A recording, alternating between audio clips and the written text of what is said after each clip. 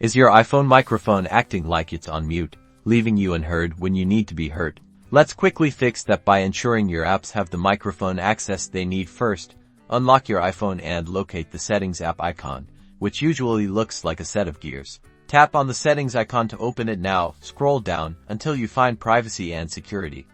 It's often near the bottom of the first section. Tap on Privacy and Security to proceed.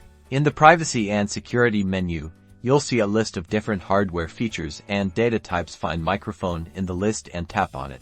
This screen displays all the apps that have requested access to your iPhone's microphone. You'll see a toggle switch next to each app. Green means the app currently has microphone access.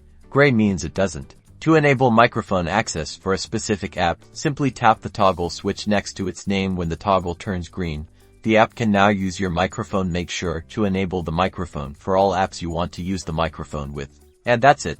You've successfully enabled microphone access for your apps. Now you can enjoy clear audio during calls, voice recordings, and more. Be sure to check out our other iPhone tips and tricks. Don't forget to like and subscribe.